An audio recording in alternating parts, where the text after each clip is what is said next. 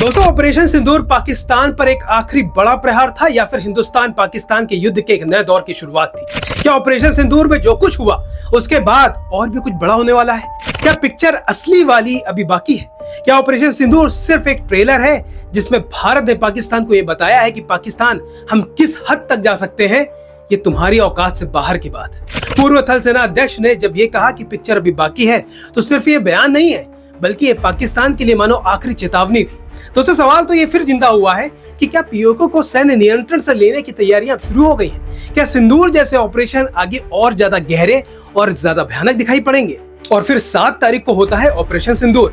अब अगर इस घटनाक्रम पर आप नजर डालते हैं तो ये कदम दिखाता है कि भारत आतंकवाद के खिलाफ एक बड़ी लड़ाई लड़ने को तैयार है। दोस्तों, भारत का लक्ष्य इस वक्त क्लियर है, आतंकवाद का खात्मा। लेकिन सवाल ये है कि इसकी कीमत क्या होगी, और सवाल ये भी है कि ऑपरेशन सिंदूर जवाबी कार्रवाई थी या फिर एक रणनीतिक शतरंज। दोस्तों, इस कार्रवाई के बावजूद भारत बार बार ये कह रहा है कि इसमें पाकिस्तान के सैन्य ठिकानों को निशाना नहीं बनाया गया, बल्कि ये सिर्फ पाकिस्तान को एक संदेश है कि हिंदुस्तान अब आतंकवाद को बर्दाश्त नहीं करेगा, और अगर बात हिंदुस्तान पर आएगी तो इस बार और हर बार करारा जवाब दिया जाएगा। दोस्तों, भारत अब मन बना चुका है कि आतंकवाद का मूल नाश होगा। पीओके और पाकिस्तान के भीतर फैले आतंक की जड़ों को जड़ से उखाड़ फेंक दिया जाएगा। लेकिन सवाल जस का तस है कि क्या इस पिक्चर का अभी अंत होना बाकी है? क्या इसके जरिए पीओके पर हिंदुस्तान की नजर है? एक्सपर्ट की माने तो भारत आतंकी ढांचे को खत्म करने के लिए और तगड़ी सर्जिकल स्ट्राइक कर सकता है, क्योंकि ऑपरेशन सिंदूर को लेकर अभी भी पशुपेश है कि यह अंतिम प्रहार था या एक नए युद्ध की शुरुआत। पाकिस्तान ने जिस तरह से जवाबी कार्रवाई की है, पाकिस्तान जिस तरह से कश्मीर के आम लोगों को निशाना बना रहा है, ऐसा लग रहा है कि पाकिस्तान पूरी तरह से बौखलाया हुआ है। भारत इसको लेकर सतर्क है। भारत जानता है कि पाकिस्तान ताकत लगाएगा और इसलिए भारत भी अपने अगले कदम को लेकर तैयार है। भारत पीओके में और ज्यादा सर्जिकल स्ट्राइक कर सकता है। मसूद अजहर जैसे जो बचे कुचे आतंकवादी हैं, उनको भी निशाना बनाया जा सकता है।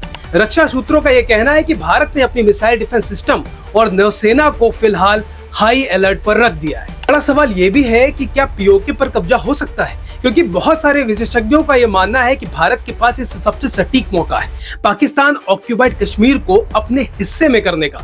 पीओके यहां से भारत का हिस्सा बन सकता है।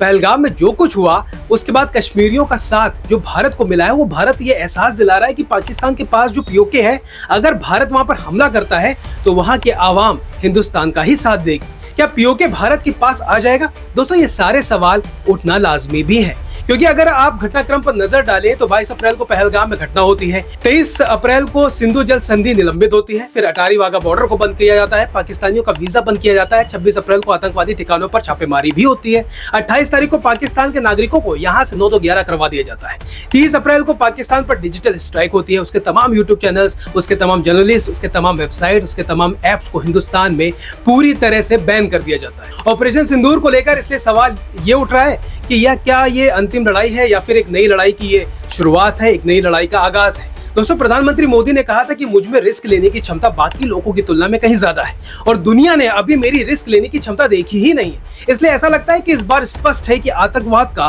पूर्ण खात्मा हो या चाहे ना हो, इसकी कीमत जो भी चुकानी पड़ेगी वो बहुत ही बड़ी होगी। दोस्तों, कुल मिलाकर कहानी ये है कि जो कुछ ऑपरेशन सिंदूर में हुआ वो अंत नहीं है, वो एक शुरुआत है। ऐसा लगता है कि ये बड़े युद्ध की आहट है, पिक्चर बाकी है। ये बयान इस बात का संकेत है कि कहानी का अंत नहीं बल्कि एक लंबी निर्णायक लड़ाई की शुरुआत होने वाली है।